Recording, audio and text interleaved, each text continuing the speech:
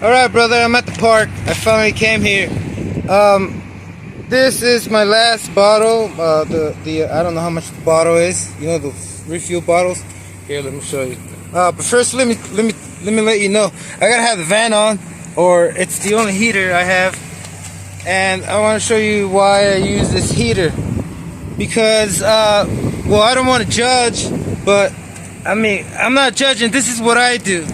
I use this because when I use the other heat gun that just blows air everywhere, that is gonna heat up all your rubber and plastic stuff, that it's gonna make it brittle, then crack, and then it's gonna make it more vulnerable, I guess, to the heat. Or it's gonna crack next time it cools down. I don't know, something happens, it wears down, just exactly like how my fuel tanks are, you know. But anywho, contain the heat as fast as you can. I put foils on it. Put the foil on it so it can retain the heat. Heats up faster, and I don't have to burn anything. But today is the last time I'm gonna. As soon as I use this, the rest of this, which is another, it's gonna be another full gallon that I've used out here to break it in since the last video. And that's ridiculous. But at least I got to, you know. I'm gonna heat it up a little bit more, and then this is another thing I gotta do. Since you have a single fuel tank,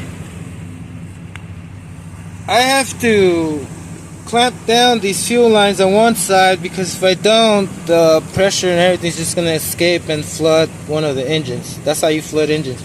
Flood this thing, especially when the fuel tank is higher than the carburetor. You know, well, it's almost at the same level, but when you fill it up, it goes higher than the carburetor, so that way will make things flow faster. So what you gotta do, there's so many steps I want to explain, but I'm trying to focus here and calmly, you know, give you all the details, because there are so many details that you gotta do, and it's so complicated with the single tank. So, heating it up, gotta heat up one first. You gotta close down this, the clamps, the shut off things. I don't know what they're called. You gotta shut one off on the right side, or whichever side you're not gonna start on. That way it doesn't send fuel to the carb and it floods it, or the pressure also escapes, because the pressure line, by the way, let me show you. I got two of these, one for the fuel line, one for the pressure line return line to the fuel tank. That pressurizes these two come from the exhaust, and the other one up there in there, you see it goes to the fuel line, to the carburetors. So when I fill it up, I lied. I gotta close all of them. Well, not all of them, just this one too. Also, just the fuel line. That way, the weight of the fuel doesn't immediately flood things. So, right when I'm ready to start it with the roto starter, I immediately just open it and then wait till the fuel gets in there, because it does flow in there pretty quickly. What else? Yeah, that's about it. So here I got my helper right here. So my daughter's gonna help me record while I show you how I start this. Alright, so heat it up. Put a little bit of fuel. Don't overfill it so it doesn't flow down too fast. Too much pressure. But even when the needle is closed all the way, it'll still. I've seen it, you know, drip fuel while it's open with the fuel tank full and this closed all the way. I've seen it leak in there, and through time it just floods like crazy. So once it's open, bam! You gotta start it real quick.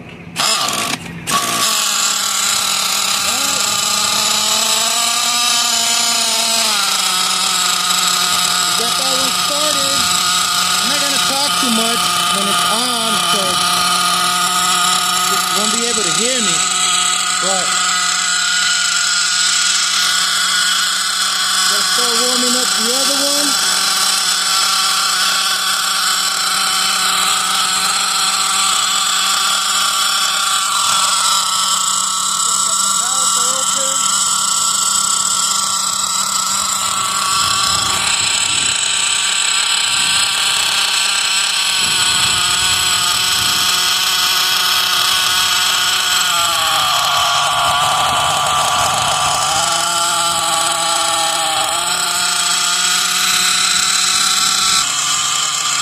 So I had to pause that for a second. I don't know if you can hear me, but I hope you can. As soon as this one heats up, I'm gonna start it up.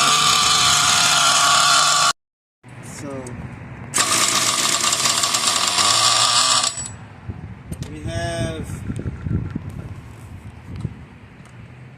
too many difficulties. It's okay.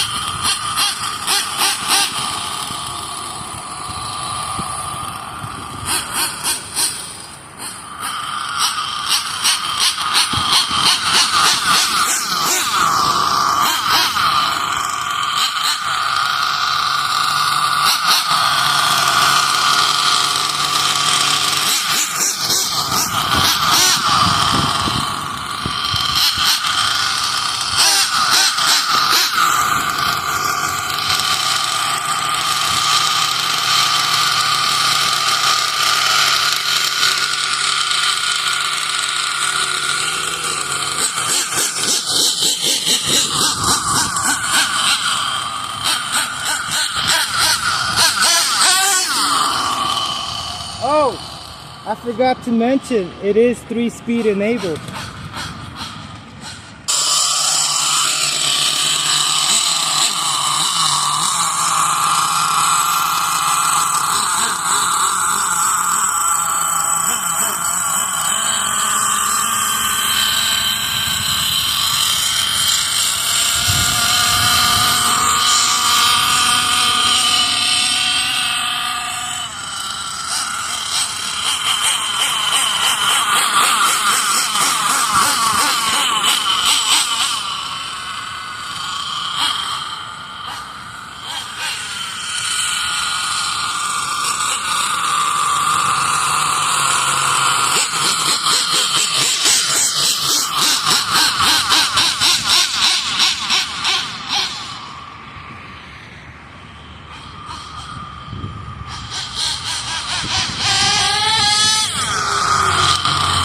See how fast those 3-speed, the third gear, all 3.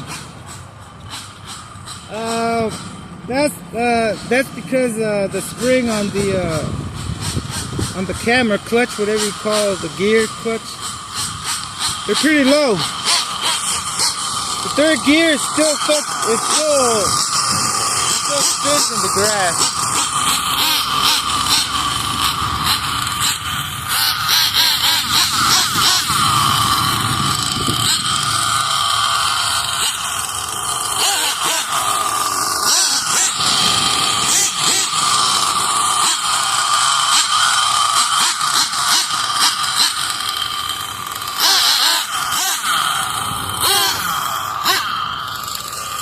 This thing already tried to do a backflip. It was going ahead. I already tipped it over.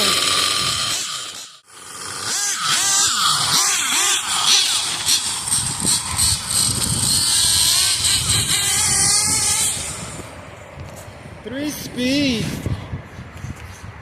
Yeah, I don't think I need to stiffen up the springs so it can shift later, because these PICCOs have enough juice. I'm not ripping it, I'm just taking it easy.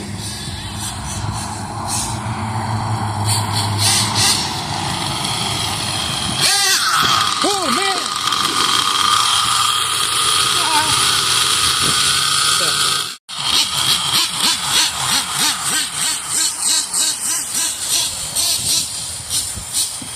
So, like I said, I don't know if I said it earlier, but if I give it 50%, that's what I'm thinking. If I give it 50%, he'll just want to do backflips. Let me do a quick 3-speed. I don't want to get it all dirty, it's all oily. So, still rip. Oh, man!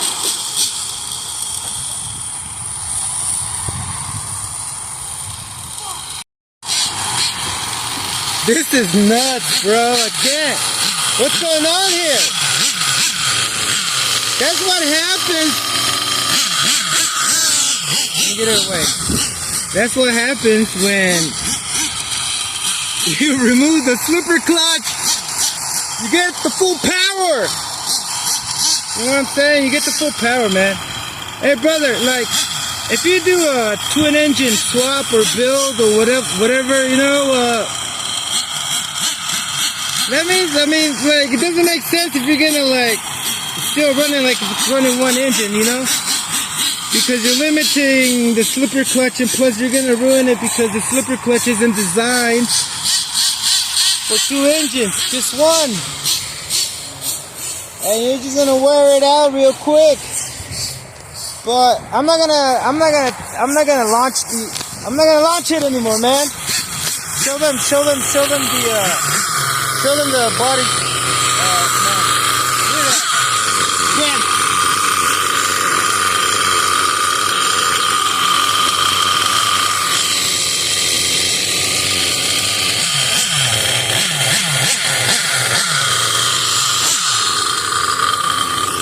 It's bent. They're bent, both of them. They wanted to do a backflip, but then it decided to do a front flip instead. Jeez, I need that body on. I didn't want to bring it because this thing is running rich and it still shuts down if I'm not running it. Here comes past. You see that wheel spin? That was only 50. I held it at 50. Let me do a little. Brother, I'm going to do a little rip right here. I'm going to hit the 3 speeds. So, here we go. Oh, man. Oh, throttle trim up. No wonder. Here we go. Let me show you what I got. I'm not going to send it. I'm just going to give it 50. All the way over here with three speeds enabled.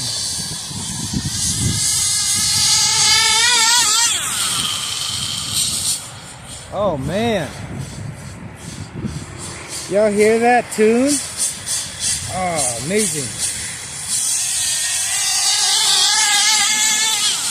You hear the 3 speed? I heard it. Well, here, let me launch it. I'm not gonna launch it hard. Y'all saw already how I wanted to front flip and back flip. Damn acrobatic type raise out here, man.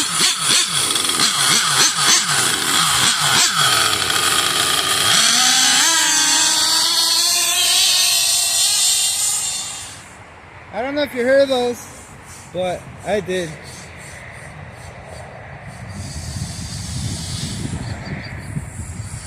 Alright, Andrew, get ready. Hold the camera steady.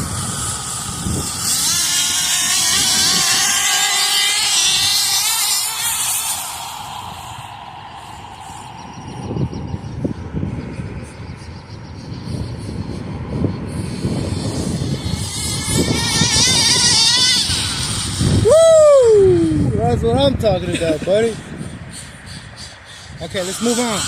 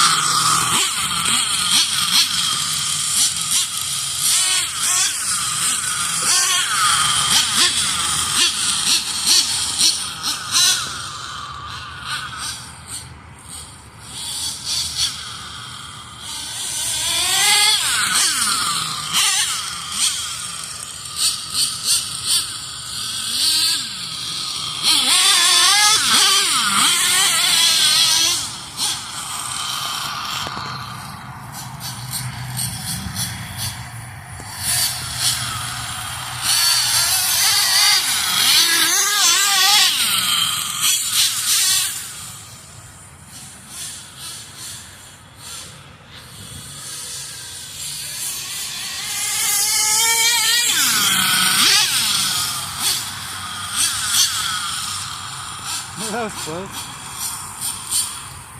Let's see if I can get it really off the thing.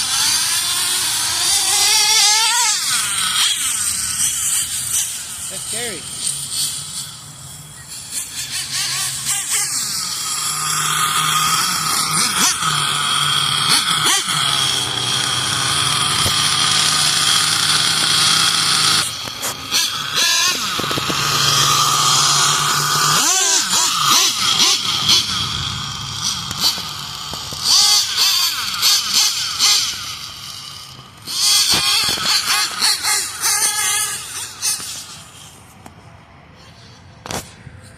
It's like doing a wheelie bar on the motorcycle.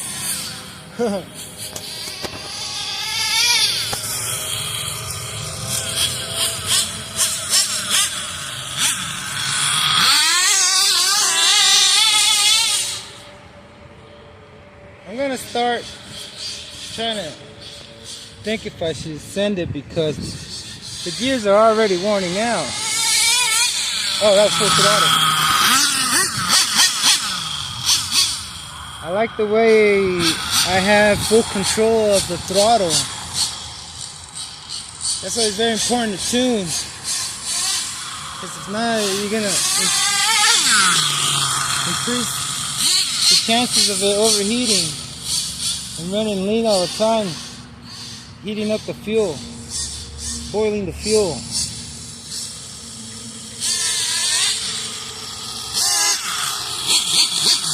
Watch the wheel spin. See the wheel spin? Trying to catch grip. Y'all hear the tires trying to grip? One more time.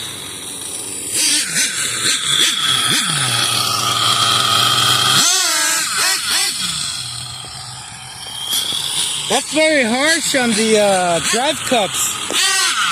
Oh man! I need fuel. Burn and leave.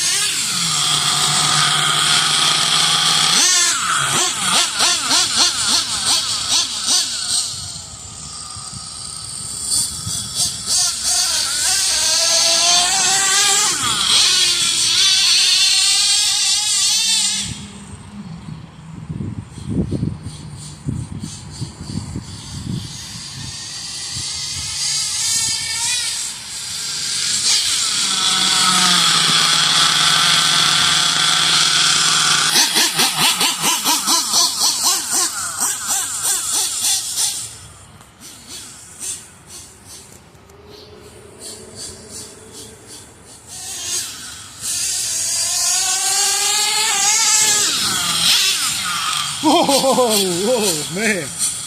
Holy crap. Hey.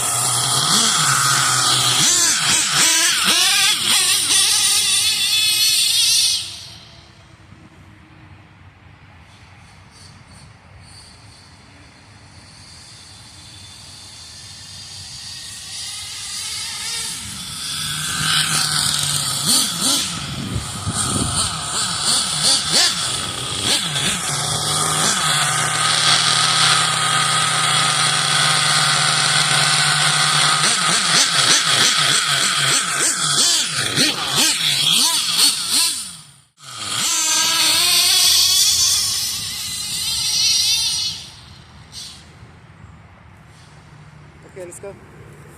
All right, brother.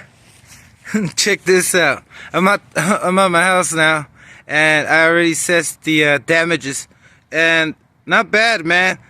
Well, yeah, it's all bad, all from just popping wheelies.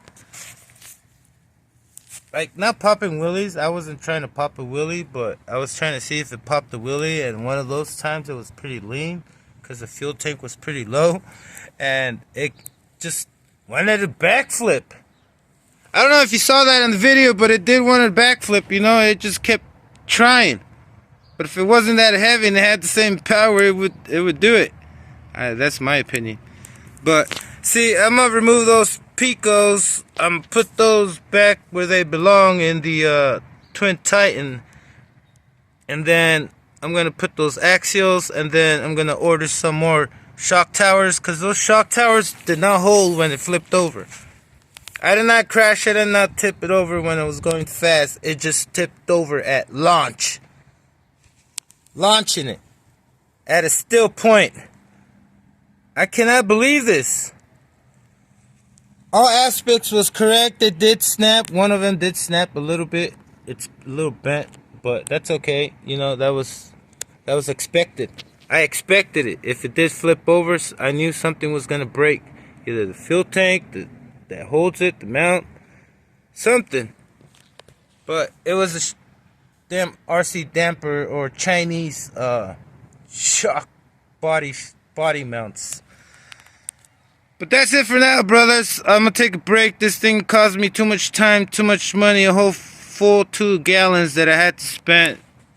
Even though I thought they were already broken in, I still had to break it in and use another full tank, to run it. The pipes, oh man, they sounded good. They weren't that bad. What else? Everything else looks good. You know, that's the way your RC should look. A lot of fuel coming by on this side. That's okay. Check out the pipes. Cannot redirect that oil anywhere else. And I want to know what I can do with those hardened steel gears. I didn't think these were gonna grind up that fast, but it's expected, I guess, from all that weight.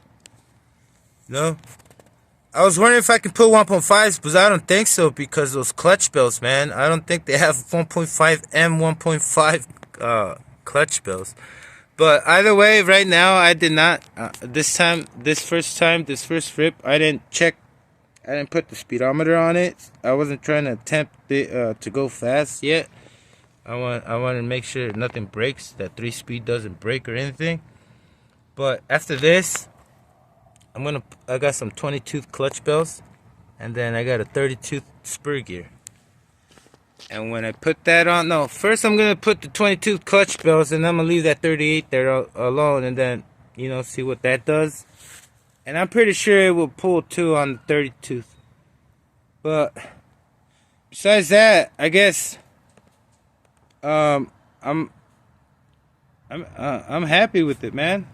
It couldn't turn out any better for what it is, you know, speed monster truck. Not a freaking send it jumping high. No. So that's it for now, and I just want to tell you that I appreciate you watching, and I hope you stay tuned for the next one. And oh yeah, because there is gonna be more.